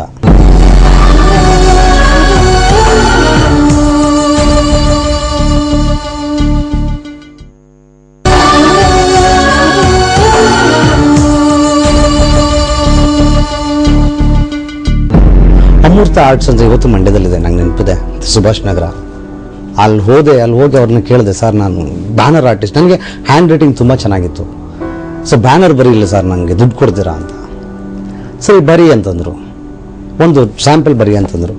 ಎಲ್ಲರೂ ಸುತ್ತಿದಾರ ಕಟ್ಟಿ ಮಾರ್ಕ್ ಮಾಡ್ಕೊಂಡು ಬ್ಯಾಂಕ್ ಎಲೆಕ್ಷನ್ ಟೈಮ್ ಅದು. ಸೊ ಅಲ್ಲಿಂದ ಅವ್ರು ಕೆಲಸ ಕೊಟ್ಟರು. ಆ ಕೆಲಸ ಕೊಟ್ಟು ಒಂದು ಬ್ಯಾನರ್ಗೆ 20 ರೂಪಾಯಿ ಕೊಡೋರು. ನನಗೆ ಖುಷಿ ಆಗೋದು. ಬಟ್ ಒಂದು ದಿನ ಇಡೀ ಬದುಕು ನರಕದ ಥರ ಫೀಲ್ ಆಗಿದೆ. ಯಾವಾಗ ಅಂದರೆ 250 ರೂಪಾಯಿ ಕೊಡ್ತೀನಿ, ವಾಲ್ ಪೇಂಟಿಂಗ್ ಮಾಡ್ತೀಯ ಅಂದರು. ಸರಿ ಕೊಡಿ ಸರ್ ಅಂದೆ. ವಾಲ್ ಪೇಂಟಿಂಗ್ ಅಂದರೆ ಮಂಡ್ಯ ಗಿರಿಜಾ ಥಿಯೇಟ್ರಿಂದ ಹಿಡಿದು ಕಲ್ಲಳ್ಳಿ ಒಳಗಡೆ ಆ ಕಲ್ಲಳ್ಳಿವರೆಗೂ ಒಂದು ಉದ್ದದ ಕಾಂಪೌಂಡ್ ಇದೆ. ಆ ಕಾಂಪೌಂಡು ಒಂದು ಸೈಡ್ ಹೋಗ್ತಾನೆ ಇರುತ್ತೆ. ಆ ಕಾಂಪೌಂಡ್ ಮೇಲೆ NSU ಇದು ಒಂದು ಬರೀಬೇಕಾಗಿತ್ತು. ಆ 250 ರೂಪಾಯಿಲಿ ನಾನೇ ಬ್ಲೂ ತೊಗೊಂಡು, ಬ್ರಷ್ ತೊಗೊಂಡು, ಬಕೆಟ್ ತೊಗೊಂಡು, ಅಟ್ಲೀಸ್ಟ್ 100-150 ರೂಪಾಯಿ ಮಿಗುತ್ತೆ ಅಂತ ರಾತ್ರಿ ಬರೆಯೋಕ್ಕೆ ಶುರು ಮಾಡಿದೆ. 10 ಗಂಟೆಗೆ, ಬೆಳಗಿನ ಜಾವ 5ವರೆಗೆ ಆ ಕಾಂಪೌಂಡ್ ಮುಗೀತು. ಆ ಕಾಂಪೌಂಡ್ ಮುಗಿಸಿ ಮೇಲೆ ಹೇಳೋಕ್ಕಾಗ್ತಿಲ್ಲ, ನನ್ನ ಕೈಲಿ ಫುಲ್ಲು ಬೆನ್ನು ನೋವು ಆಗ್ತಿಲ್ಲ, ಒದ್ದಾಟ ಆಗೋಯ್ತು. But god is always great. ನನ್ನ ತಾಯಿ ಆಶೀರ್ವಾದ ಅವತ್ತಿನ ನನ್ನ ಮೇಲಿತ್ತು. ಆಮೇಲೆ ತುಂಬ ನೋವಾಯಿತು. ಬಟ್ ನೆಕ್ಸ್ಟ್ ಡೇ ನಂದು ರಿಸಲ್ಟ್ ಬಂದಿತ್ತು. ನಾನು ಫಸ್ಟ್ ಕ್ಲಾಸಲ್ಲಿ ಪಾಸ್ ಮಾಡಿದ್ದೆ, ಅದನ್ನೆಲ್ಲವನ್ನು ಮೀರಿ ಕೂಡ ಖುಷಿ ಆಯಿತು. ಅಮ್ಮನಿಗೆ ಬಂದು ಹೇಳ್ಕೊಂಡೆ, ಅಲ್ಲಿಂದನೇ ಬೆಂಗಳೂರಿಗೆ ಬಂದೆ ಹೇಳ್ಕೊಂಡೆ. ನಮ್ಮಮ್ಮ ಮತ್ತೆ ದುಡ್ಡು ಕೊಟ್ಟರು, ಅವರೆಲ್ಲ ಸೇವ್ ಮಾಡಿಟ್ಟಿದ್ರು ನನಗೆ 500 ರೂಪೀಸ್. 15 ದಿನ ಬಿಟ್ಟು ನಾನು ಮತ್ತೆ ವಾಪಸ್ ಹೋದಾಗ ನನ್ನ ಫ್ರೆಂಡ್ಸ್ ಎಲ್ಲ ತುಂಬ ಹೆಮ್ಮೆ ಪಟ್ಟರು, ಖುಷಿಪಟ್ಟರು. ಅದರಲ್ಲಿ ಎಷ್ಟೊಂದು ಜನ ಫೇಲ್ ಆಗಿದ್ರು. ನಮಗೇನೆಲ್ಲ ಇದೆ, ನಾನು ಓದ್ತಾ ಇಲ್ಲ, ನೀನು ಇಷ್ಟು ಕಷ್ಟದಲ್ಲಿ ಓದ್ತಿದ್ಯಾ ಬಾ ಅಂತ ನನ್ನ ಫ್ರೆಂಡ್ ML ದಾಮೋದರ್ ಅಂತ, ನಮ್ಮ ಮಂಡ್ಯ ಪಕ್ಕ ಹಳ್ಳಿಯವ್ರದ್ದು, ಅವನು ದುಡ್ಡು ತೊಗೊಬಂದ. ನಾನು ದುಡ್ಡು ಕೊಡ್ತೀನಿ, ನಾನು ರೂಮ್ ಮಾಡ್ತೀನಿ, ನೀನೇನು ಕೊಟ್ಬೇಡ ನನಗೆ, ಓದು ಅಂತ. ಅಲ್ಲಿಂದ ತುಂಬ ಬ್ರೈಟ್ ಡೇಸ್ ಇಂಜಿನಿಯರಿಂಗಲ್ಲಿ ನಾನೊಬ್ಬ ಆ್ಯಕ್ಚುಲಿ ಸಿಂಗರ್. ನಾನು ಚಿಕ್ಕದ್ರಿಂದ ಹಾಡ್ತಿದ್ದೆ. ಇಂಜಿನಿಯರಿಂಗ್ ಕಾಲೇಜಲ್ಲಿ ಕೂಡ ನಾನು ಹಾಡ್ತಿದ್ದೆ, ಬರೀತಿದ್ದೆ, ಎಲ್ಲ ವಾಲ್ ಪೇಂಟಿಂಗ್ಗಳನ್ನ ನಾನೇ ಮಾಡ್ತಾಯಿದ್ದೆ. ಸೊ ಇಡೀ ಕಾಲೇಜಿನ ಅಷ್ಟು ಜನ ಲೆಕ್ಚರರ್ಸ್ಗೆ ನನ್ನ ಮೇಲೆ ತುಂಬ ಪ್ರೀತಿ ಇತ್ತು. ಇನ್ನೊಬ್ಬ ಹುಡುಗ ಬಡತನದಿಂದ ಬಂದಿದ್ದಾನೆ ಅಂತಾನೆ, ಬಟ್ ತುಂಬ ಚೆನ್ನಾಗಿ ಓದ್ತಾನೆ. ನಾನು ಓದ್ತಿದ್ದೆ ಲಾಸ್ಟ್ 1 ಮಂತ್. ಆ ಒಂದು ತಿಂಗಳು ನನ್ನ ಫ್ರೆಂಡ್ ದಾಮೋದರ್ ಜಾಗ ಕೊಡೋರು, ಗೋಪಾಲ್ ಕಾಮತ್ ಅಂತ, ಈಸ್ ಇನ್ ದುಬೈ, ಈಸ್ ಅವರು ಜ್ಯೋತಿ ಲ್ಯಾಬೊರೇಟರೀಸ್ ಒಂದು ಮೇಜರ್ ಶೇರ್ ಹೋಲ್ಡರ್ ಅವರು ಇವತ್ತು. ಕಿಟ್ಟಿ ಅಂತ ನನ್ನ ಫ್ರೆಂಡು, ಮಂಡ್ಯ ಕಿಟ್ಟಿ ಅಂತ, ನಮ್ಮ ಚೌಡೆ ಅವರ ಮೊಮ್ಮಗ. ಎಲ್ಲರೂ ತುಂಬ ಕ್ಲೋಸ್ ಫ್ರೆಂಡ್ಸ್ ಆದರು. ಬಿಕಾಸ್ ನಾನು ಚೆನ್ನಾಗಿ ಓದ್ತಿದ್ದೆ, ಹಾಡ್ತಿದ್ದೆ, ಬರೀತಿದ್ದೆ. ನಾನು ಬರೆದ ಕವನಗಳು ಅದೆಷ್ಟೊಂದು ಮ್ಯಾಗ್ಝಿನ್ಸ್ ಎಲ್ಲ ಅವತ್ತು ಪ್ರಿಂಟ್ ಆಗ್ತಿತ್ತು, ಕಾಲೇಜಿನ ನೋಟಿಸ್ ಬೋರ್ಡ್ಗಳೆಲ್ಲ ಹಾಕ್ತಾಯಿದ್ರು. ಸೊ ಅಲ್ಲಿಂದ ಒಂದು ಪಾಪ್ಯುಲಾರಿಟಿ ಬಂತು. ಆ ಪಾಪ್ಯುಲಾರಿಟಿ ನನಗೆ ಬದುಕೋಕ್ಕೆ ತುಂಬ ಹೆಲ್ಪ್ ಮಾಡ್ತು. ಆಮೇಲೆ ಪ್ರತಿ ಸೆಮಿಸ್ಟ್ರು ಒಂದು ಸಾರಿ ನಮ್ಮ ಇಡೀ ಕಾಲೇಜಿಗೆ ಇವತ್ತು ರೆಕಾರ್ಡ್ ಇದೆ, ಒಂದು ಸೆಮಿಸ್ಟರ್ ನಾನು ಓದೋಕ್ಕಾಗದೆ, ಫೀಸ್ ಕಟ್ಟೋಕ್ಕಾಗದೆ ಬಿಟ್ಬಿಟ್ಟಿದ್ದೆ. ಅದನ್ನು ಸೇರಿಸಿ 21 ಸಬ್ಜೆಕ್ಟ್ ಒಟ್ಟಿಗೆ ಕ್ಲಿಯರ್ ಮಾಡಿದ್ದೆ. ಈಗ ನಮ್ಮ ಚಂದ್ರಶೇಖರ್ ಅಂತ ಪ್ರೊಫೆಸರ್ ಅವ್ರು ನನ್ನ ಡಿಪಾರ್ಟ್ಮೆಂಟ್ HOD ಆಗಿದ್ರು. ಅವರು ಬೆಂತ್ ತಟ್ಬಿಟ್ರು, ನೀನು ಇಷ್ಟೆಲ್ಲ ಕಷ್ಟಪಟ್ಟು ಹಿಂಗೆಲ್ಲ ಓದ್ತೇನೆ, ವೆರಿ ಗುಡ್ ಅಂತ. ಅದಾದಮೇಲೆ ಇಡೀ ಕಾಲೇಜ್ ಸಪೋರ್ಟ್ ಮಾಡೋದು ನನಗೆ. ಇಂಜಿನಿಯರಿಂಗ್ ಮುಗೀತು, ಇಂಜಿನಿಯರಿಂಗ್ ಡಿಸ್ಟಿಂಕ್ಷನ್ ಪಾಸ್ ಮಾಡಿದೆ. ಅಮ್ಮ ಖುಷಿಪಟ್ಟರು, ಇನ್ನಾದರೂ ನನ್ನ ಮಗ ಒಂದು ಒಳ್ಳೆ ಜೀವನ, ಒಳ್ಳೆ ಲೈಫ್ ಶುರು ಮಾಡ್ತಾನೆ ಅಂತ. ಬಟ್ ಅಗೇನ್ ಅಮ್ಮಂಗೆ ಶಾಕ್. ಅಮ್ಮ ನಾನು ನಾಟಕ ಮಾಡ್ತೀನಿ ಅಂದೆ. ನಮ್ಮಮ್ಮ ಬೇರೆ ಅಮ್ಮ ಆಗಿದ್ರೆ ಬಹುಶಃ ಬೈದಿರೋರು ಅನ್ಸುತ್ತೆ, ಅಟ್ಲೀಸ್ಟ್ 3 ದಿನ ಮಾತಾಡದೆ ಇರ್ತಿದ್ರು ಅನ್ಸುತ್ತೆ, ಗೊತ್ತಿಲ್ಲ.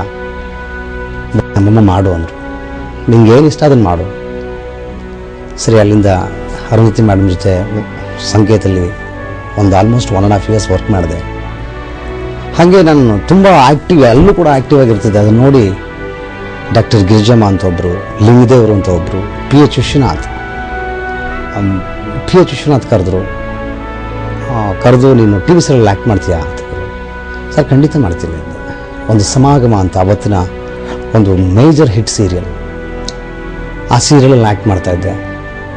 ತುಂಬ ಒಳ್ಳೆ ದುಡ್ಡು ಬರ್ತಾಯಿತ್ತು. ಬಟ್ ಆ ದುಡ್ಡು ನನಗೆ ಯಾವುದಕ್ಕೂ ಸಾಕ್ತಿರಲಿಲ್ಲ. ಬಿಕಾಸ್ ಅಷ್ಟರಲ್ಲಿ ನಾನು ಗೊತ್ತಿಲ್ಲದೆ ತುಂಬ ಸಾಲಗಳು ಮಾಡ್ಕೊಂಡಿದ್ದೆ. ಬಿಕಾಸ್ ನನಗೆ ಆಸೆ ಇತ್ತು ನಾನು ಏನಾದರೂ ಮಾಡಬೇಕು ಅಂತ. ಅಷ್ಟೊಂದು ವಿಜಯನಗರ ಒಂದು ಕಂಪ್ಯೂಟರ್ ಸೆಂಟರ್ ಓಪನ್ ಮಾಡಿದ್ದೆ. ಅಮ್ಮಂಗೆ ಹೇಳಿದೆ, ನಾನು ಮಾಡಿದ ಮೊದಲನೇ ತಪ್ಪದು. ಇವತ್ತು ಈ ಪ್ರೋಗ್ರಾಮ್ ಮೂಲಕ ನಮ್ಮ ಅಮ್ಮಂಗೆ ನಾನು ಸಾರಿ ಕೇಳ್ತೀನಿ. ಬಿಕಾಸ್ ನಮ್ಮಮ್ಮ ತುಂಬ ನಮ್ಮಮ್ಮನ ತುಂಬ ನೋಯಿಸಿದ ಕಾಲ ನಾನದು. ಲಕ್ಷಾಂತರ ರೂಪಾಯಿ ಸಾಲ ಆಯಿತು. ಸರಿ, ಅದನ್ನು ಮುಗಿಸ್ದೆ. ಈ TV ಸೀರಿಯಲ್ ಆ್ಯಕ್ಟ್ ಮಾಡಿಕೊಂಡು ಅದನ್ನೆಲ್ಲ ತಿರ್ಸ್ಕೊಂಡ್ಬಂದೆ. ಮತ್ತೆ ಒಂದು ಹಠ ಉಟ್ಕೊಂಡು ನಾನು ಅವಾಗ ಲಾಸ್ ಆಗಿದ್ದೆ, ಇವಾಗ ಮತ್ತೆ ಅದನ್ನು ಮಾಡಬೇಕು. ಯಾಕಂದರೆ ಅವತ್ತಿನ ಕಾಲದಲ್ಲಿ ಇಂಟರ್ನೆಟ್ ಟೆಕ್ನಾಲಜಿ ತುಂಬ ಹೊಸದು. 1 ಗಂಟೆಗೆ ಸರ್ಫಿಂಗ್ ಅಂದರೆ 60 ರೂಪೀಸ್ ಇತ್ತು. ಸರಿ, ಅಲ್ಲಿಂದ ಶಿಫ್ಟ್ ಮಾಡಿ ಇಲ್ಲಿ ಮಾಡಿದ ದುಡ್ಡು ಅಷ್ಟು ಕೂಡಿಸ್ಕೊಂಡು ಜೊತೆಗೆ ಫ್ರೆಂಡ್ಸ್ ಹತ್ರ ಎಲ್ಲ ಮತ್ತೆ ಸಾಲ ಮಾಡಿದೆ. 6.5 ಲಕ್ಷ ರೂಪಾಯಿ ಸಾಲ ಮಾಡಿ ಮತ್ತೊಂದು ಇಂಟರ್ನೆಟ್ ಸೆಂಟರ್ ಓಪನ್ ಮಾಡಿದೆ. ಯಾಕೆಂದರೆ ನಾನೊಬ್ಬ ಇಂಜಿನಿಯರಿಂಗ್ ಮಾಡಿದ್ದೆ. ನಾನು ಇಂಜಿನಿಯರಿಂಗ್ ಫೀಲ್ಡಲ್ಲೂ ನಾನು ಏನಾದರೂ ಮಾಡಬೇಕು ಅಂತ. But that became A huge loss. 6.5 lakh ನಾನೇನು ಸಾಲ ಮಾಡಿದ್ದೆ ಅದಷ್ಟು ಸಾಲವಾಗಿ ಉಳ್ಕೋತು. ಜೊತೆ ನಾನೇನು ಸಂಪಾದನೆ ಮಾಡಿ ಕೂಡಿಟ್ಟು ಹಾಕಿದ್ದೆ ಅದು ಕೂಡ ಹೋಯಿತು. ಬಹಳ ದೊಡ್ಡ ಕಷ್ಟ ಆಗೋಯ್ತು. ಮನೆಯಲ್ಲಿ ಕದ್ದು ಔಸ್ಕೊಂಡು ಕೂತ್ಕೊಂಡ್ಬಿಡ್ತಿದ್ದೆ. ಒಂದಿನ ನಮ್ಮಮ್ಮ ಹೋಗಿ ಫೋನ್ ಬಿಲ್ ಕಟ್ಬಾ ಅಂತ ಹೇಳಿದ್ರು. ಸರಿ, ಕಟ್ತೀನಮ್ಮ ಅಂತ ಹೇಳಿ ಅದು 920 ರೂಪಾಯಿ ಆಗಿತ್ತು.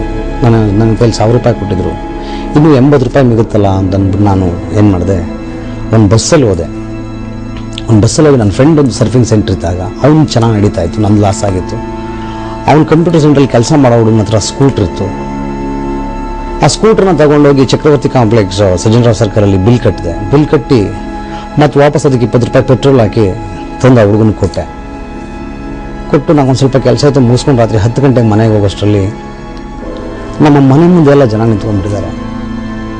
ಅಪ್ಪ ಕೈ ಕಟ್ಕೊಂಡು ನಿಂತಿದ್ದಾರೆ, ನಮ್ಮಮ್ಮ ಅಳ್ತಾ ಇದ್ದಾರೆ, ಇವರೆಲ್ಲರೂ ಕೂಗಾಡ್ತಾ ಇದ್ದಾರೆ. ನಾನು ಏನಾಯಿತು ಅವರೆಲ್ಲ ನನ್ನ ಫ್ರೆಂಡ್ಸ್. ಆ ಕಂಪ್ಯೂಟರ್ ಸೆಂಟರ್ ಓನರ್ ಏನು ನನ್ನ ಫ್ರೆಂಡ್ ಇದ್ದ, ಅವನೇ ಒಂದು 20 ಜನ ಹುಡುಗರು ಕರ್ಕೊಂಡ್ಬಿಟ್ಟಿದ್ದಾನೆ. ಏನಾಯಿತು ಅಂತ ಅವನು ಬಾಯಿ ಬಂದಂಗೆಲ್ಲ ಬೈದ್ಬಿಟ್ಟ. ಅಮ್ಮ ಅಕ್ಕ ಏನೆಲ್ಲ ಬೈದ. ಏನಾಯ್ತು ಅಂದರೆ, ಬೋಳಿ ಮಗನೇ ಯಾಕೆ ನಿನ್ನ ಕಳ್ಳ, ನೀನು ನಮ್ಮ ಸೇರಿಸಿದ ತಪ್ಪಾಯಿತು, ಆ ಹುಡುಗನ ಸ್ಕೂಟ್ರ್ ಯಾಕೆ ಕದ್ಕೊಂಡು ಹೋದೆ ಅಂತ ಬೈತಾ ಇದ್ದಾರೆ. ಬಹುಶಃ ನನ್ನ ಬದುಕಲ್ಲಿ ಬೇರೆ ಯಾರಾದರೂ ಅಮ್ಮ ಆಗಿದ್ರೆ, ಅಟ್ಲೀಸ್ಟ್ ನನ್ನ ಸ್ವಂತ ತಾಯಿ ಆಗಿದ್ರು ಅವತ್ತು ಮನೆಯಿಂದ ಓಡಿಸ್ಬಿಡ್ತೀನಿ ಅನಿಸುತ್ತೆ. ನಮ್ಮಮ್ಮ ಅವ್ರ ಜೊತೆ ಎಲ್ಲ ಫೈಟ್ ಮಾಡಿದ್ರು. ನನ್ನ ಮಗ ಅಂತವನಲ್ಲ, ನನ್ನ ಮಗ ಕದಿಯಲ್ಲ. ನಾನಮ್ಮ ಅಳ್ಬೇಡ, 1 ನಿಮಿಷ ಇರಮ್ಮ, ಅವ್ರ ಕಾಲಲ್ಲಿ ಅಲ್ಲೇ ನಿಲ್ಸ್ತೀನಿ, ಗಾಡಿ ನಂಗೆ ಚೆನ್ನಾಗಿ ಗೊತ್ತಿದೆ ಅಂತ ಹೇಳಿ ಆ ಜಾಗಕ್ಕೆ ಕರ್ಕೊಂಡು ಹೋದೆ. ರಾತ್ರಿ 11 ಗಂಟೆ ಆಗಿತ್ತು. ಆ ಜಾಗದಲ್ಲಿ ಅದೊಂದೇ ಸ್ಕೂಟ್ರ್ ಹಾಗೆ ನಿಂತಿತ್ತು. ನಾನು ಬೈದವ್ರಿಗೆಲ್ಲ, ಬೋಳಿ ಮಕ್ಕಳ ನಮಗೆಲ್ಲ ಬೈತಿರಲ್ಲ ನೋಡಿ, ಗಾಡಿ ಇಲ್ಲೇ ಇದೆ ಅಂತ. ಗಾಡಿ ಅಲ್ಲೇ ಇತ್ತು, ಅದೇ ಥರ ಇತ್ತು, ಅದರ ನಂಬರ್ ಬೇರೆ. ಬೈ ಮಿಸ್ಟೇಕ್ ಆ ಸಜ್ಜನರಾವ್ ಸರ್ಕಲಲ್ಲಿ ಒಂದೇ ಥರ ಇದ್ದ 2 ಸ್ಕೂಟ್ರಲ್ಲಿ ನಾನು ಸ್ಕೂಟ್ರ್ ತಂದುಬಿಟ್ಟಿದ್ದೆ. ಆ ಸ್ಕೂಟ್ರ್ಗಳು ಎಕ್ಸ್ಚೇಂಜ್ ಆಗಿತ್ತು. ಮತ್ತೆ ಬೆಳಗಿನ ಜಾವ ಹುಡುಕಿದ್ವಿ, ಮತ್ತೆ ಸಿಕ್ತು, ಸರಿ ಹೋಯ್ತು. ಬಟ್ ಅವತ್ತು ನಮ್ಮಮ್ಮ ನನಗೆ ಕೊಟ್ಟಿದ್ದ ಮಾರಲ್ ಸಪೋರ್ಟ್ ತುಂಬ ದೊಡ್ಡದು. ಅದಾದ ಕೆಲವೇ ದಿನಗಳಲ್ಲಿ ನನಗೆ ನಿಮಗಾಗಿ ಅಂತ ಒಂದು ಸಿನಿಮಾ ಆಫರ್ ಬಂತು. ನಾನು ಆ್ಯಕ್ಟ್ ಮಾಡಿದ್ದೆ ಯಾವುದೊಂದು ಸೀರಿಯಲ್ ನೋಡಿ. ಇವತ್ತು ಶಶಾಂಕ್ ಅಂತ ನಮ್ಮ ಕೃಷ್ಣ ಲವ್ ಸ್ಟೋರಿ ಡೈರೆಕ್ಟರ್, ಅವತ್ತು ಅವರು ಎಸ್ ಮಹೇಂದರ್ ಅವರ ಅಸೋಸಿಯೇಟ್ ಆಗಿದ್ದರು. ನಾನು ಆ್ಯಕ್ಟ್ ಮಾಡಿದ ಒಂದು ಸೀರಿಯಲ್ ನೋಡಿ ಅವರು ನನಗೆ ಆಫರ್ ಮಾಡಿದ್ರು, ನೀವು ಸಿನಿಮಾ ಆ್ಯಕ್ಟ್ ಮಾಡ್ತೀರಾ ಅಂತ. ಸರ್ ಬಟ್ ಸಿನಿಮಾ ಟೆಕ್ನಾಲಜಿ ನಂಗೆ ಗೊತ್ತಿಲ್ಲ ಸರ್, ಬಟ್ ಆ್ಯಕ್ಟ್ ಮಾಡ್ತೀನಿ ಸರ್, ಆ್ಯಕ್ಟ್ ಮಾಡೋದು ನನಗೇನು ಪ್ರಾಬ್ಲಮ್ ಇಲ್ಲ ಅಂತ. ಸರಿ ಆ್ಯಕ್ಟ್ ಮಾಡಿದೆ. ನಾನು ಆ್ಯಕ್ಟ್ ಮಾಡಿದ ಫಸ್ಟ್ ಸಿನಿಮಾ ಸಿಲ್ವರ್ ಜೂಬಿಲಿ ಹೋಯಿತು, 25 ವೀಕ್ಸ್. ಅಲ್ಲಿಂದ ನಿರಂತರವಾಗಿ ಒಂದು 50-60 ಸಿನಿಮಾ ಆ್ಯಕ್ಟ್ ಮಾಡಿದೆ. ಅಷ್ಟರಲ್ಲಿ ನನ್ನ ತಮ್ಮ, ತಂಗಿ, ಇನ್ನೊಬ್ಬ ತಮ್ಮ ಎಲ್ಲರೂ ದೊಡ್ಡವರಾಗಿದ್ದರು. ನನ್ನ ತಮ್ಮ ಇಂಜಿನಿಯರಿಂಗ್ ಮುಗಿಸಿದ್ದ, ನನ್ನ ತಂಗಿ MSc ಸೈಕಾಲಜಿ, ಇನ್ನೊಬ್ಬ ತಮ್ಮ ಅವನು ಇಂಜಿನಿಯರಿಂಗ್ ಮಾಡ್ತಾ ಇದ್ದಾನೆ, ಮುಗಿಸ್ತಾ ಇದ್ದಾನೆ ಏನೇನೋ. ಇಡೀ ಬದುಕಲ್ಲಿ ನನಗೆ ನಮ್ಮ ಅಪ್ಪ, ಅಮ್ಮ, ತಮ್ಮ, ತಂಗಿ ಎಲ್ಲ ಕೊಟ್ಟ ಸಪೋರ್ಟ್ ದೊಡ್ಡದು. ಆ್ಯಕ್ಟಿಂಗ್ ಅನ್ನೋದು ಎಲ್ಲ ಮೊನಾಟನಸ್ ಅನ್ನಿಸ್ತು. ಎಲ್ಲೋ ಇದು ಇಷ್ಟೇ ಅಲ್ಲ ನನ್ನ ಬದುಕು, ಇನ್ನೂ ದೊಡ್ಡದಿದೆ. ನಾಳೆ ಈ ಥರದೊಂದು ವೇದಿಕೆ, ಇವತ್ತು ನನಗೆ ತುಂಬ ಖುಷಿ ಆಗ್ತದೆ. ಈ ಥರದೊಂದು ವೇದಿಕೆ ನನಗೆ ಕ್ರಿಯೇಟ್ ಆಗಿರೋದು. ನನಗೊಂದು ಅಂಥ ವೇದಿಕೆ ಬೇಕು, ಈ ಜನಕ್ಕೆ ನಾನು ಹೇಳಬೇಕು, ಈ ಜಗತ್ತಿಗೆ ನಾನು ಹೇಳಬೇಕು, ನಾನು ಇನ್ನೂ ಸಾಧಿಸಬೇಕು ಅನ್ನೋ ಆಸೆ ಇತ್ತು. ಸೊ ನಾನು ಡೈರೆಕ್ಟರ್ ಆಗಬೇಕು ಅಂತ ಡಿಸೈಡ್ ಮಾಡಿದೆ. ಅದೃಷ್ಟ ಎಷ್ಟು ದೊಡ್ಡದು ಅಂದರೆ, ನನ್ನ ಜೊತೆಯಲ್ಲಿ 7 ವರ್ಷ ನನ್ನ ಹಾಸಿಗೆ ಮೇಲೆ ಮಲಗಿದ್ದ, ನನ್ನ ಜೊತೆ ಜೀವನ ಮಾಡಿದ ನನ್ನ close friend Ganesh, golden star Ganesh ಆದರು. ನನ್ನ ಕತೆ ಹೇಳಿದೆ, ಖುಷಿಪಟ್ಟರು, ದುಡ್ಡು ಕೊಟ್ಟರು. ಕೆ ಮಂಜು ಪ್ರೊಡ್ಯೂಸ್ ಮಾಡಿದ್ರು. ಸಿನಿಮಾ ಆಯಿತು. ಸಿನಿಮಾ ಚೆನ್ನಾಗಿ ಓಡಿ 100 ಡೇಸ್ ಆಯಿತು. ಬಟ್ ಇನ್ನೂ ಎಲ್ಲೋ ಒಂದು ಕೊರಗು ಹಾಗೆ ಉಳ್ಕೊಂಡಿತ್ತು. ಅದೇನು ಅಂದರೆ, ನನ್ನ ಕನಸಿನ ಸಿನಿಮಾ ಅರಮನೆ ಆಗಿರಲಿಲ್ಲ. ಮತ್ತೆ ಕನಸನ್ನು ಕಟ್ತಾ ಹೋದೆ. ಆ ಕನಸಿಗೆ ತಕ್ಕ ಹಾಗೆ ಸಿನಿಮಾ ಮಾಡಬೇಕು ಅಂತ ಡಿಸೈಡ್ ಮಾಡಿ ನನ್ನಿಬ್ಬರ ಫ್ರೆಂಡ್ಸ್ ಪ್ರಮೋದ್ ನಾರಾಯಣ್, ಮುರಳಿ ಮೋಹನ್ ಹತ್ರ ಹೋಗಿ ಕೇಳಿದೆ. 30 ಜನ ಪ್ರೊಡ್ಯೂಸರ್ ಕತೆ ಹೇಳಿದೆ. ಇವತ್ತು ನನಗೆ ತುಂಬ ವಿಷಯ ಅಂದರೆ ಅದೇ, ಆ 30 ಜನ ಪ್ರೊಡ್ಯೂಸರ್ಗಳು ಗಾಂಧಿನಗರದಲ್ಲಿ ನನಗೆ ಗೊತ್ತಿರೋರೆ. ಅವ್ರು ಯಾರ ಹೆಸರಿನಲ್ಲಿ ಹೇಳೋದು ಬೇಡ. ಬಟ್ ಎಲ್ಲರೂ ಕತೆ ಚೆನ್ನಾಗಿದೆ, ಇನ್ನೊಂದು ಚೆನ್ನಾಗಿದೆ, ಎಲ್ಲ ಚೆನ್ನಾಗಿದೆ, ಒಂದು ಪಾರ್ಥಿವೀರನ್ ಥರ ಇದೆ, ಒಂದು ಸೇದು ಥರ ಇದೆ ಕತೆ ಅಂತ ಹೇಳಿದ್ರು. ಬಟ್ ಯಾರೂ ಸಿನಿಮಾ ಕೊಡಲಿಲ್ಲ. ಬಹುಶಃ ಅವರಿಗೆ ನನ್ನ ಮೇಲೆ ನಂಬಿಕೆ ಇರಲಿಲ್ಲ ಅನ್ಸುತ್ತೆ. ಆದರೂ ನಾನು ಸಿನಿಮಾ ಮಾಡ್ತೀನಿ, ನಮಗೊಂದು ಪ್ಯಾಷನ್ ಇತ್ತು ಒಳಗಡೆ, ನಾನು ಸಿನಿಮಾ ಮಾಡಿ ತೋರಿಸ್ತೀನಿ ಅನ್ನೋ ನಂಬಿಕೆ ಇತ್ತು. ಸೊ ನಮ್ಮ ಅಮ್ಮಂಗೆ ಹೇಳಿದೆ, ಅಮ್ಮ ನಾನು ಫ್ರೆಂಡ್ಶಿಪ್ ಬ್ರದರ್ ಕೇಳಿದ್ದೀನಿ, ಅವರು ಸ್ವಲ್ಪ ದುಡ್ಡು ಕೊಡ್ತೀನಿ, ಮಿಕ್ಕಿದ ಅರೇಂಜ್ ಮಾಡ್ಕೊಂಡು ಮಾಡು ಅಂತ ಹೇಳಿದ್ದಾರೆ ಅಂತ ಹೇಳಿದೆ. ಐ ಸಲ್ಯೂಟ್ ಮೈ ಅಮ್ಮ. ಅವತ್ತು ಅವ್ರು ಅದೇ ಹೇಳಿದ್ರು, ಗೋ ಹೆಡ್, ಹೋಗು ಮಾಡು, ನೀನು ಮಾಡ್ತೀಯ. ನನ್ನ ತಮ್ಮನೂ ಅಷ್ಟೇ. ನನ್ನ ತಮ್ಮ ಅವತ್ತು ಅಷ್ಟೊತ್ತಿಗೆ ಲಂಡನ್ನಲ್ಲಿದ್ದ, ಈಗ ಲಂಡನ್ನಿಂದ ಬಂದಿದ್ದಾನೆ. ಅವನು ಅಲ್ಲಿಂದನೇ ಹೇಳಿದೆ, ನಿಂಗೆ ಏನು ಸಪೋರ್ಟ್ ಬೇಕು ಅಂದ್ರೆ ನಾನು ಮಾಡ್ತೀನಿ, ನೀನು ಮಾಡು. ನನ್ನ ತಂಗಿ ಕೂಡ ಡಾಕ್ಟರ್, ಇವಾಗ ಸೈಕ್ಯಾಟ್ರಿಸ್ಟ್. ಆಕೆ, ನಮ್ಮಪ್ಪ, ಎಲ್ಲರೂ ನಮ್ಮ ಇಡೀ ಮನೆ ಸಪೋರ್ಟ್ ಮಾಡ್ತು. ಎಷ್ಟೊಂದು ಜನ ಬದುಕಲ್ಲಿ ನನಗೆ ಸ್ನೇಹಿತರಿದ್ರು. ಅವರೆಲ್ಲರೂ ಬರೀ ಸ್ನೇಹಿತರಾಗಿ ಉಳ್ಕೊಂಡ್ರು. ಕಷ್ಟ ಅಂದಾಗ ಯಾರೂ ಬರೋಲ್ಲ ಅಂತ ನನಗೆ ಅನಿಸಿದ್ದೆ ನಾನು ಸಂಜು ವೆಟ್ಸ್ ಗೀತ ಶುರು ಮಾಡಿದಾಗ.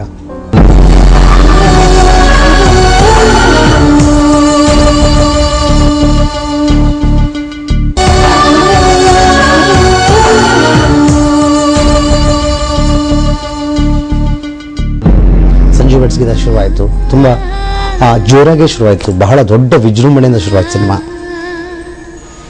ಆವಾಗ ನಮ್ಮ ರಮ್ಯ ಅವ್ರ ಹತ್ರ ಹೇಳಿದೆ, ನನ್ನ ಹತ್ರ ಇರೋದೇ ಎಷ್ಟು ದುಡ್ಡು, ಬಹುಶಃ ಇದು 1-1.5 ವರ್ಷಗಳ ಕಾಲ ಶೂಟಿಂಗ್ ಆಗ್ಬೋದು, ಬ್ರೇಕ್ ಮಾಡಿ ಮಾಡ್ತಾ ಹೋದರೆ ನೀವು ಸಪೋರ್ಟ್ ಮಾಡಬೇಕು ಅಂದೆ.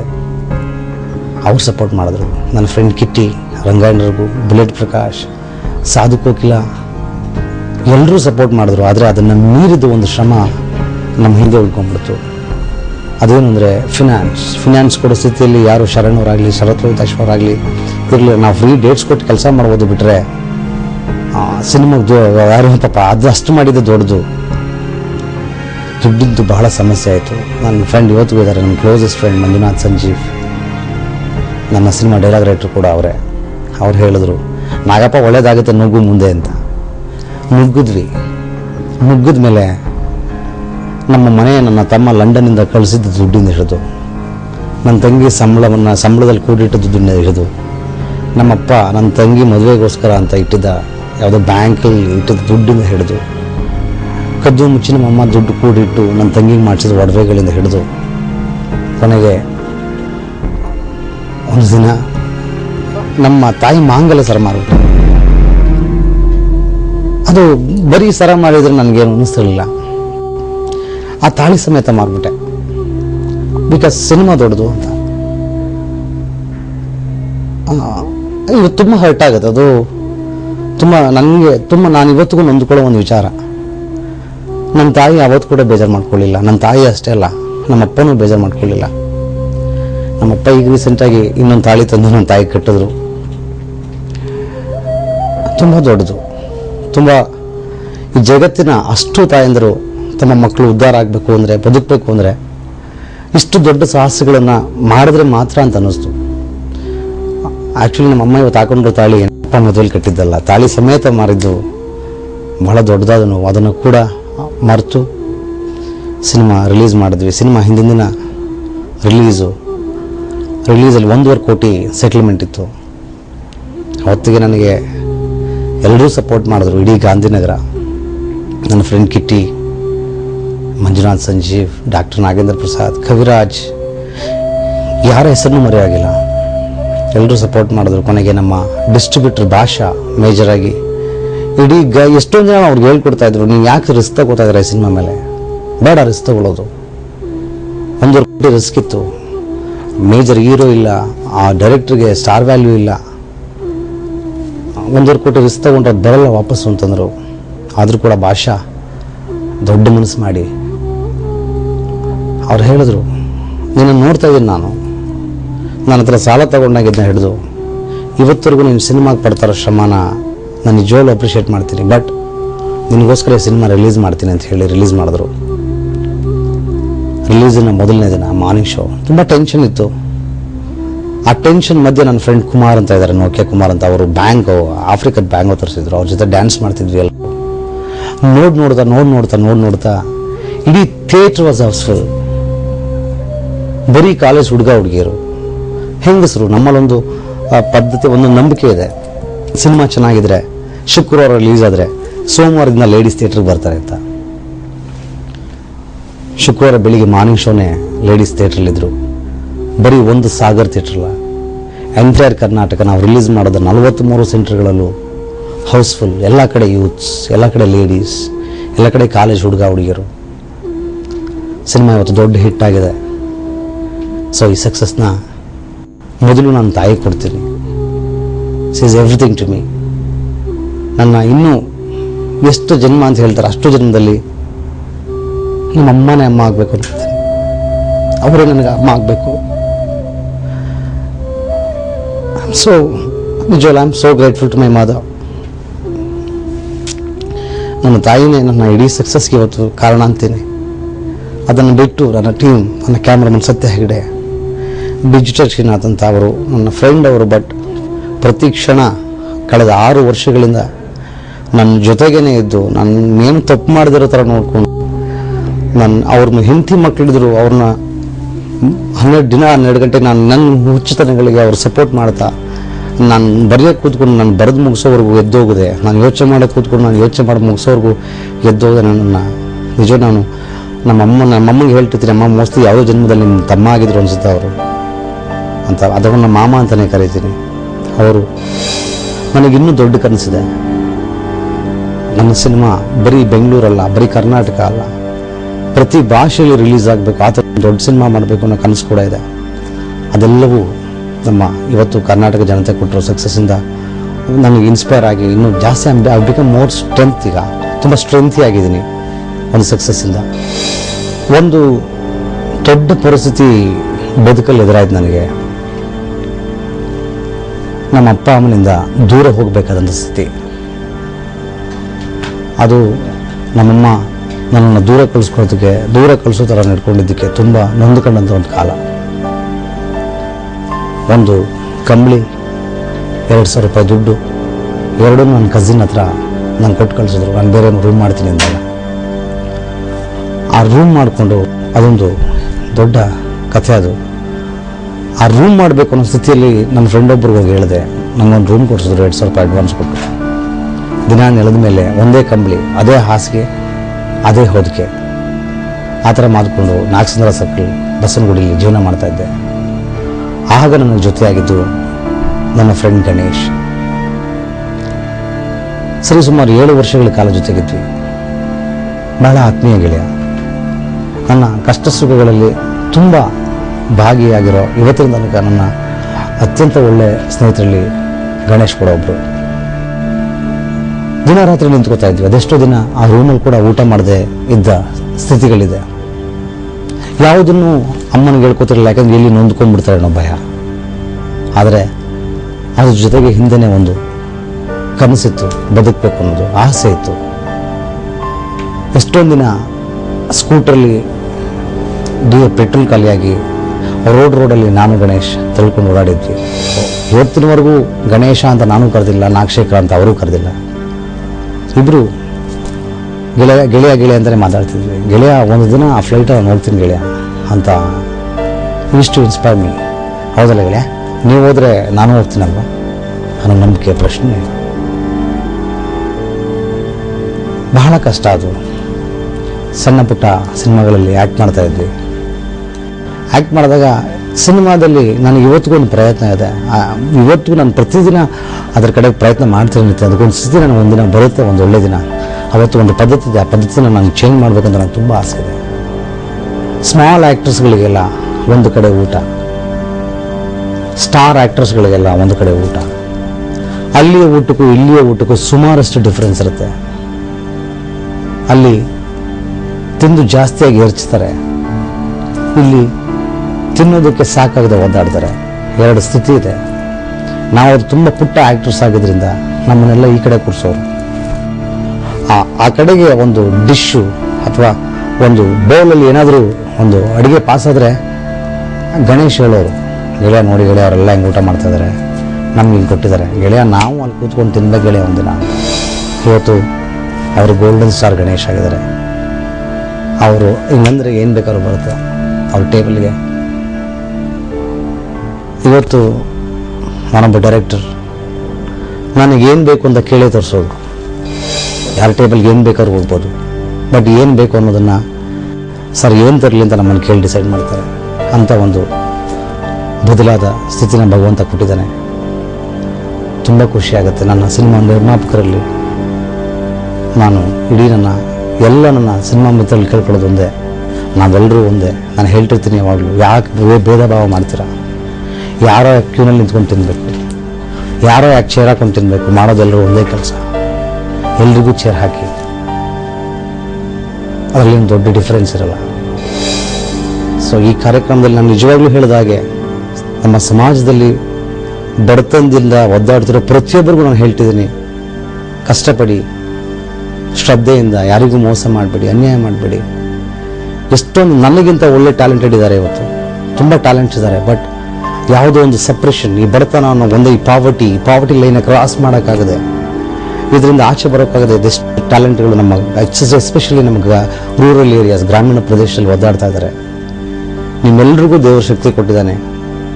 ನೀವೆಲ್ಲರೂ ನನಗಿಂತ ದೊಡ್ಡ ಸ್ಟಾರ್ಗಳಾಗ್ಬೋದು. ನೀವೆಲ್ಲರೂ ಈ ಪ್ರಪಂಚದಲ್ಲಿ ನನಗಿಂತ ದೊಡ್ಡ ಎಂಜಿನಿಯರ್ಸ್ ಆಗ್ಬೋದು, ಡಾಕ್ಟರ್ಸ್ ಆಗ್ಬೋದು. ನಮ್ಮ ಬದುಕನ್ನು ಶುರು ಮಾಡಿದ್ದು ನನ್ನ ತಾಯಿ ಒಂದು ಚಿಕ್ಕ 4x10x10 ಒಂದು ರೂಮಲ್ಲಿ. ಅಲ್ಲೇ ಅಡುಗೆ ಮನೆ, ಅಲ್ಲೇ ಹಾಲು, ಅದೇ ದೇವ್ರ ಮನೆ, ಅದೇ ಎಲ್ಲ, ಅಲ್ಲೇ ಪಕ್ಕದಲ್ಲೇ ಸ್ನಾನದ ಮನೆ, ಹಳೆ ಗುಡ್ದಳ್ಳಿ ಅಂತ ಒಂದು ಏರಿಯಾದಲ್ಲಿ. ಬಟ್ ಇವತ್ತು ದೇವ್ರು ಕೊಟ್ಟಿದ್ದಾನೆ ನಮ್ಮದು ಡ್ಯೂಪ್ಲೆಕ್ಸ್ ಹೌಸ್, ದೊಡ್ಡ ಮನೆ. ನನ್ನ ತಾಯಿ ಒದ್ದಾಡ್ತಾರೆ ಮನೇನ ನೀಟಾಗಿ ಇಟ್ಕೊಳ್ಳೋಕ್ಕೆ, ಯಾಕೆ ದೊಡ್ಡ ಮನೆನಪ್ಪ ನಮಗೆ ಅಂತ. ಅಲ್ಲಿವರೆಗೂ ದೇವ್ರು ಕೊಟ್ಟಿದ್ದಾನೆ. ಮುಂದೆ ಒಂದು ದೊಡ್ಡ ಮನೆ ಕಟ್ತೀವಿ ಅನ್ನೋ ಭರವಸೆ ಕೂಡ ನನಗಿದೆ. ನಾನೊಬ್ಬನೇ ಅಲ್ಲ, ಬಡತನದಲ್ಲಿ ಒದ್ದಾಡ್ತಿರೋ ನೀವೆಲ್ಲರೂ ದೊಡ್ಡ ಮನೆಗಳು ಕಟ್ಟಬೇಕು. ನಿಮ್ಮೆಲ್ಲರ ಬದುಕುಗಳು ಅರಮನೆ ಆಗಬೇಕು. ನಿಮ್ಮೆಲ್ಲರ ಮನಸ್ಸುಗಳು, ನೀವು ಕಟ್ಟ ಮನೆಗಳು ಅರಮನೆಗಳಾಗಬೇಕು. ಎಲ್ಲರೂ ಎದ್ದೇಳಿ, ನಿಮ್ಮೆಲ್ಲರಿಗೂ ಒಳ್ಳೆಯದಾಗಲಿ. ನೀವೆಲ್ಲರೂ ಕಷ್ಟಪಡಿ. Thank you sir.